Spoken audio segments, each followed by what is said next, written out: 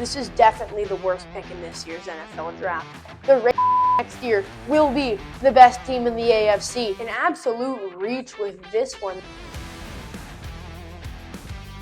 Welcome into the program. I am Eli Gonzalez. You are watching Soft Knocks. This is my NFL podcast where I take you into everything happening in the NFL world. This week, plenty to talk about. A lot of NFL players are voting on wanting all fields to become grass. I'm going to break down the top 10 teams in the AFC post-NFL draft, and we will be grading every single draft in the NFC West and the NFC South. Without further ado, let's get into it.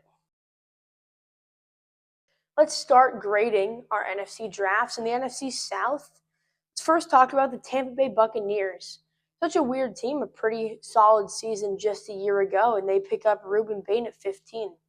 Crazy to me that he falls to that spot. I mean, he was one of the best edge rushers in college football last year, right? So much he did for that Miami team that brought them to the national championship. He was probably the best player on that Miami defense, and you could make a case that he's the best player on that Miami team. So a player of that talent and that caliber falling to 15 is just crazy. Also a solid run stopper, which they need pretty desperately. Later in the draft, Josiah Trotter, inside linebacker out of Mizzou. They really need inside linebacker.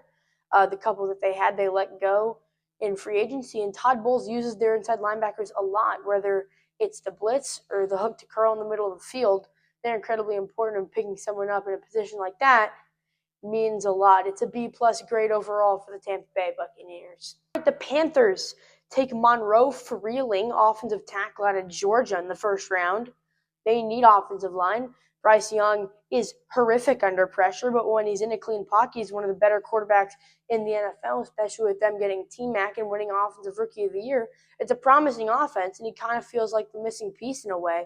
There's no true starter at left or right tackle for them right now, so having someone who could plug and play immediately as a rookie is incredibly valuable, especially where they were drafting in the high 20s after making the playoffs just a year ago. Later, Chris Brazzell out of Tennessee comes off the board and comes to Carolina.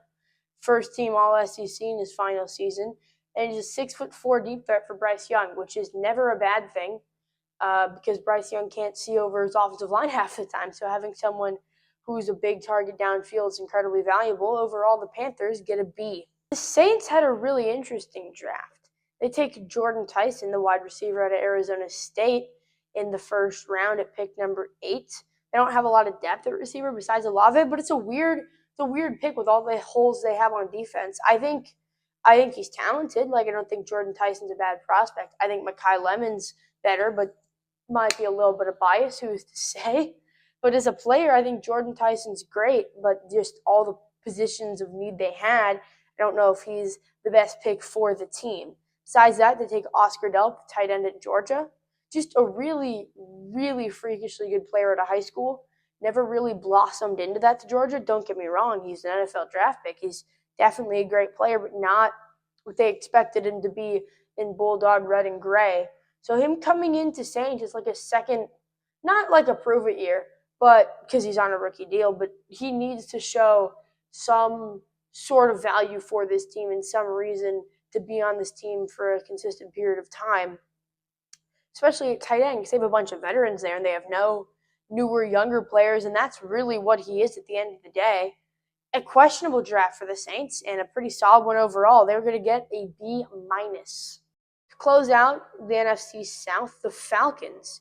Avion Terrell, the corner out of Clemson, was their second-round pick. They have a pick in the first round that they gave that pick to the Rams because they wanted James Pierce Jr. last year, who I'm pretty sure he's in jail right now. So that didn't really work out. Nevertheless, Avion Terrell, corner out of Clemson, joins his brother, and he's one of the better cornerbacks in the league. So it's a solid duo. He's going to play mostly nickel for them. They have a really, really solid secondary with A.J. Terrell, with Jesse Bates. Now with Avion Terrell, it's a really solid group, and if they can get the linebackers together, that's a formidable defense, which is something they need because they can't lock down quarterback. They can't get consistent number 2 receiver play. Don't know where Kyle Pitts is. Obviously, the run game is good with Bijan. They have fight on Drake London out there on the outside. But if they can lock down some more positions of need, It's a talented roster and a talented team. Besides that, Zach Brandt, the receiver out of Georgia, he's a traitor to our kind, but I guess he had a good year last year. It's hard for me to not be biased because, again, he left my favorite program in all of college football. But he's shifty, and he's got solid speed and open space. He returned a bunch of kicks, 4 touchdowns with USC, not as many with Georgia. Writings on the wall there. But I don't really know if his game is going to translate. He feels like an Xavier Worthy to me.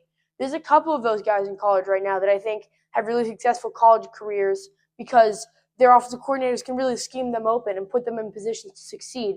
Once you get to the NFL, it's tough because everyone's kind of a step faster, and you being an absolute blazer when it comes to speed in college doesn't work as well, or it doesn't translate as much. I'm not saying Zach Branch is going to be bad. I'm just saying I don't think he's going to be anything or anywhere near to what he was in college. Overall, the Falcons with a C+. Take me to the NFC West. The Seahawks, the reigning, defending, undisputed Super Bowl champs, take Jadarian Price. They tried to trade out of this pick, but thought, why not? Let's reach on a running back if no one's going to let us trade back and take him, because no one wanted him in the first round. After Jeremiah Love, there's a steep drop-off in running back talent in this draft. Jadarian Price, also out of Notre Dame, funny enough. I know plenty about him. They absolutely baptized us this past season. He was a big part of it. But he's nowhere near as talented as Jeremiah Love is, and I think that's evident. Not to say he's a bad player, just not something as incredible as a top 5 pick, the 3rd pick overall. But they needed someone to replace K9. They let him walk to the Chiefs. Still a very suspect decision, but they made it. There's nothing we can do now but try to plan for the future, and that's what they did. I think Jadarian Price is great. He'll be used a lot in the new offensive coordinator system. Clint Kubiak going to the Raiders. That's a promising team. We'll talk about them in a couple minutes here. Again, another thing that's interesting to point out, he wasn't the lead back last year, and he'll be in a 2-back system in Seattle. They got Zach Charbonnet. He's going to come back. It's an interesting first-round pick. It's definitely a reach, but it fills a position of need, so you can't be that mad. In the 2nd round, the Seahawks take Bud Clark, the safety out of TCU. Kobe Bryant left this past spring, so they needed someone to fill the role. He led all college football players with 15 picks in 2022. I know that was 4 years ago, but a couple injuries and a couple transfers later, now he's at TCU, and he's a 2nd-round pick. Played a lot of years in college, as I just mentioned. Those things kind of go well together. I like those college veterans. My team, the Chargers, take Akeem Mesidor, someone of similar prowess and time spent in college football. So he would be able to come in and kind of make an immediate impact, which is incredibly valuable. Overall, the Seahawks with a C+. An absolute reach with this one. The Cardinals, they take Jeremiah Love with the 3rd overall pick.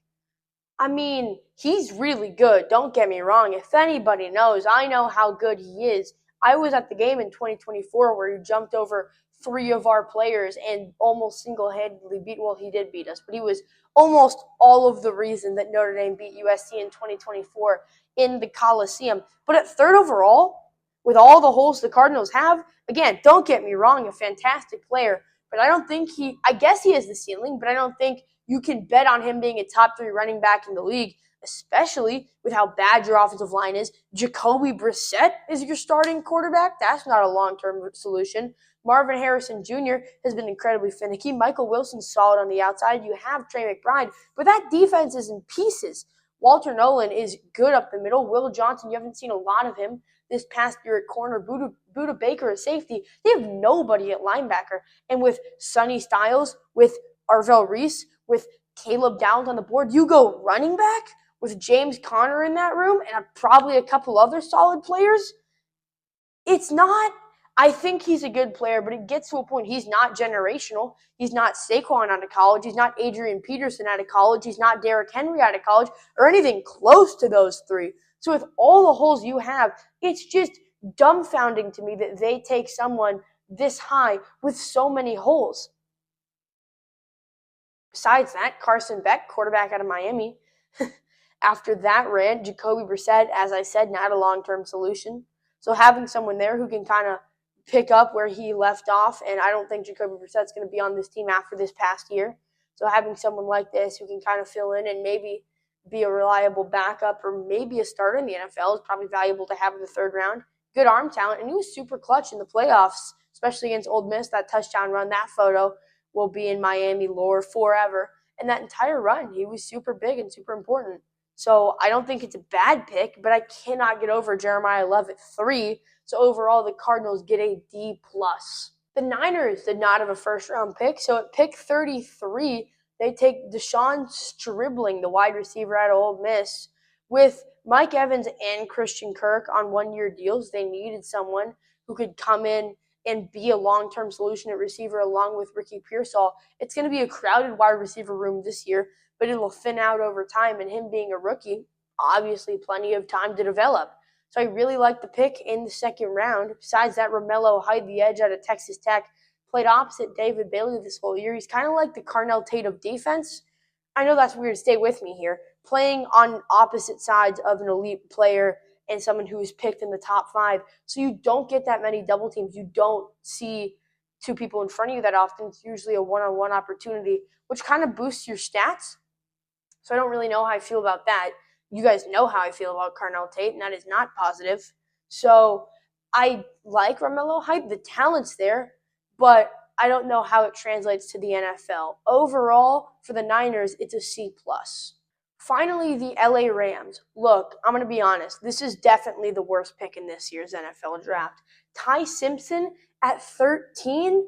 So this team is one piece away. Sean McVay has been convincing this locker room ever since they lost in Seattle in the NFC Championship that this team is one piece away, one player away. They are so talented, and you have to maximize this window with Stafford, Puka, Devontae Adams, how good their offensive line is, Kyren Williams, Blake Corum in the backfield, how incredibly loaded that team is on defense. But the reality is they have to pay the majority of these players in the next 2 years, or these players won't be on this team in the next 2 years. Into the first round, instead of making a win-now move, like taking Mekhi Lemon at 13, fight on, by the way, but getting a third receiver who can plug and play and be an elite weapon out of the slot, and he can do a little bit on the outside, or taking somebody on defense who could shore up a position. Like, at that point, Reuben Bain was still available, but no, they planned for the future.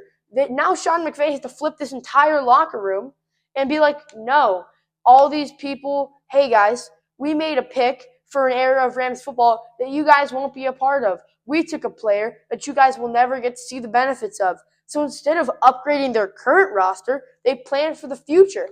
And I don't think that's a bad decision, but in this case, it's not a great one. Like, I don't think Ty Simpson's a bad player, but he fell apart in the Rose Bowl. He wasn't great in big games all year. There was like a 4-week stretch where he was a Heisman frontrunner, and he was really good against Georgia, don't get me wrong. But when he plays the best team he's played all year, they get absolutely pummeled, and he's a big reason why. Alabama couldn't move the ball in the Rose Bowl. I was there. Trust me, I know. Until they bring in the backup quarterback, and then they score a touchdown. Or at least they get into field goal range for the first drive the backup's in, and he takes them down. I think they score 6 points in all the time he's in. And that Indiana defense is good, but it's not that good, especially with the weapons that Alabama team have.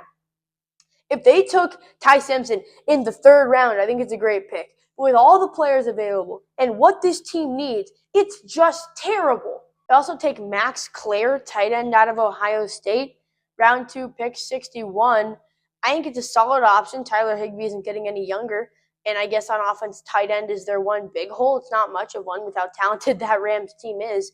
But getting someone who can kind of fill your last position of need on offense, it's not a bad pick. But I cannot get over Ty Simpson. The Rams get an F.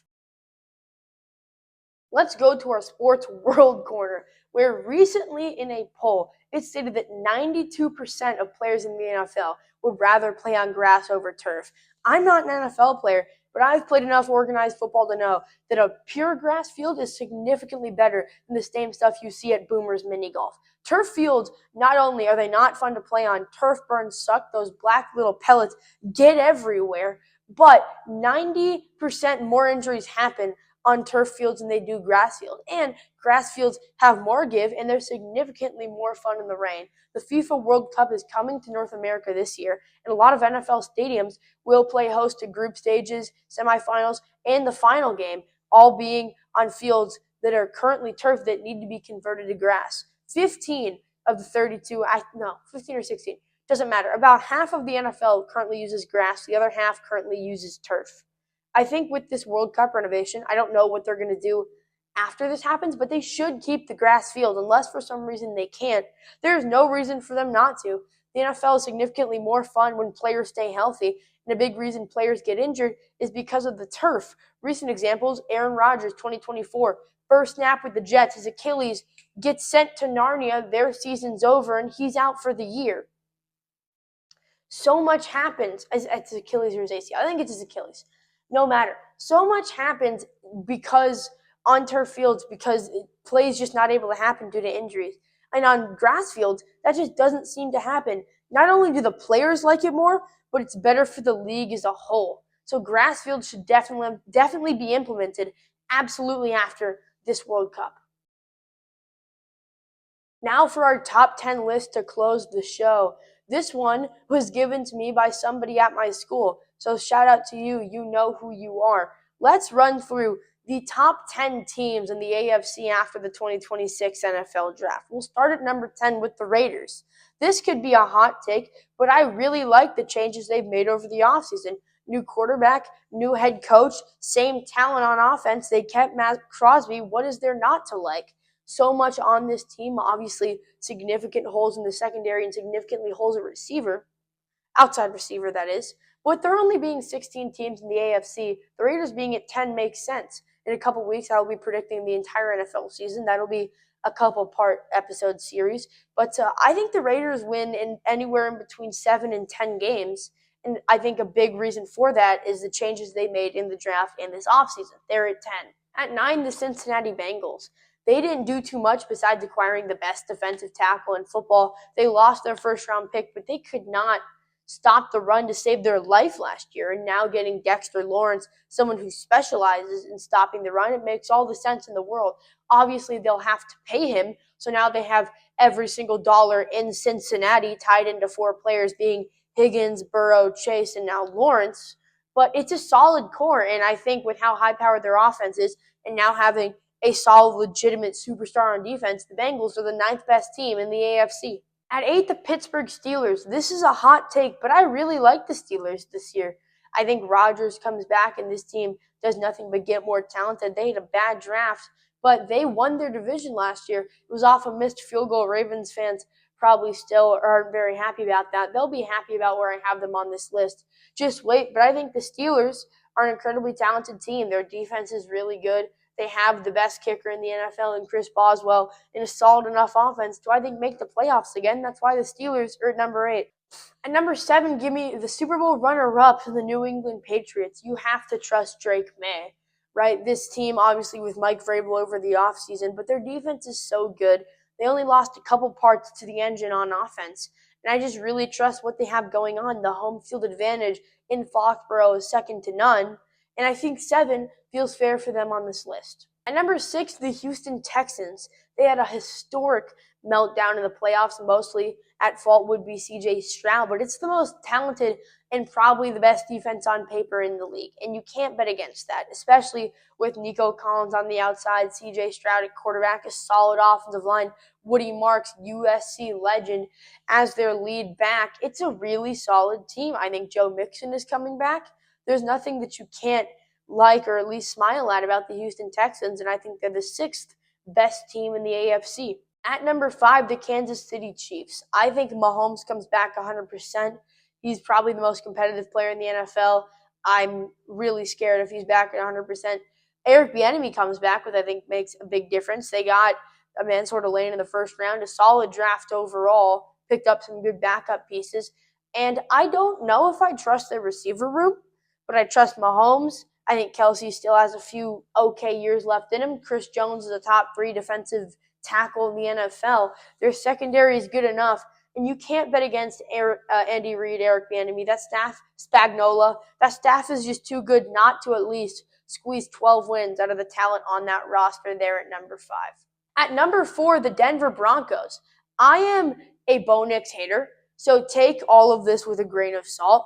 But I think this team is still really solid. They lost a lot at inside linebacker, but their defensive line is still so good. I think the inside linebacker loss is super crucial because they run that 3-4, but their 3 down linemen are elite. Their outside linebackers are really good. PS2 is worst case scenario, the second best corner in the NFL. They have good safeties, probably the best offensive line in the league, and a really solid offense to boot. Again, I don't think Bo Nix is very good, and he struggles outside of the last 5 minutes of the game. And by that time, they're either winning by a bunch or it's too big of a gap to come back, or the Giants game, which we still will never speak of. But I trust the AFC Championship runner-ups. I trust the Broncos there at number 4. At number 3, the LA Chargers. This might be biased, but stick with me for a second. I think the Chargers make the AFC Championship this year, and here's why. Justin Herbert last year dragged the worst offensive line and the second worst defensive line in the NFL to a playoff berth. That's ridiculous. He had the lowest time to throw in the league, and that's a lot of under center drop back play action stuff, right? That team, that offense is predicated on him having time to turn his back to the defense, then turn around, get set, and find something downfield. He couldn't do that. And they don't have elite receivers. Their stud first-round running back gets hurt 4 weeks into the season. So last year, that team is not good, and they still make the playoffs and hold themselves for 2 quarters against the Patriots. And now they have the the 2 best tackles in the NFL at right and left with Joe Alt and Rashawn Slater. Will they both be at 100%? I have to bet on it, but you don't know that. I think they will be. Herbert, incredibly talented. They have the talent at wide receiver. Amari Hampton's coming back. They made moves on the interior. Tyler Beataz comes in at center. They have solid play at guard, what they signed at the deadline. Oronde Gadsden at tight end. They just signed David Njoku. I love that move. The offense is really solid, and we lost Jesse Minter to the Ravens, who I'll get to in just a second, but we replaced him with his defensive assistant at Michigan. So those schemes and that defensive playbook isn't going anywhere, and our defense itself is so talented. Khalil Mack, along with Deion Henley, all the talent we have, picking up Akeem Mesidor to play edge in this most recent draft, and our secondary is pretty solid. Derwin James is one of the best safeties in the NFL, and you can't forget about Cameron Dicker, who just got married this offseason. Shout out to you. The Chargers have all the pieces, and if they just stay healthy, they are the 3rd best team in the AFC.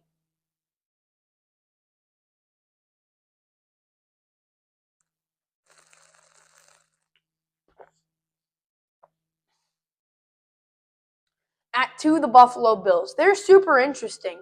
Couple big moves this past offseason. They get DJ Moore. They still have the best player in the NFL in Josh Allen. Deion Dawkins, a solid left tackle. And that defense is good enough.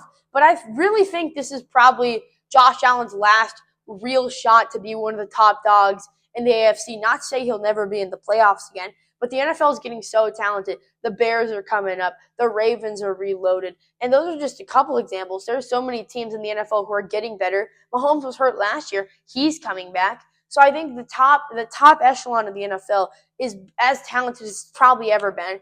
And Josh Allen doesn't have a lot of talent around him.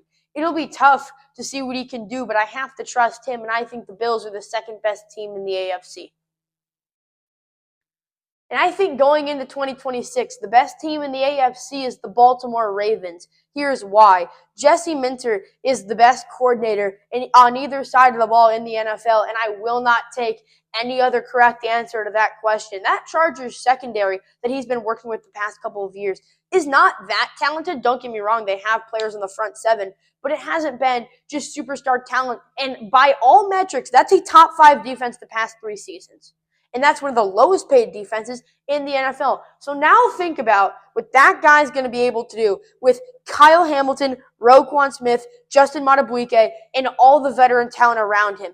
That team also has Marlon Humphrey. And don't get me started on the offense with Lamar Jackson, Zay Flowers, the offensive line they have, Derrick Henry, a new head coach in Jesse Minter, right? There's just so much going for the Ravens.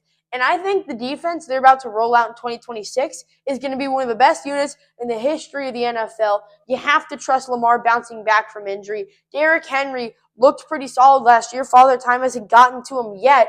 The Ravens next year will be the best team in the AFC. Thank you for joining me on another episode of Soft Knocks. This will wrap up episode 4. It's crazy we've already gotten to this point, but thank you for coming along for the ride. If you enjoyed this episode, please do all the things below. It's kind of cringy and but it really does help me. All that stuff really pushes it to get more people to see these videos, and I really appreciate all of your support. But as always, until next time.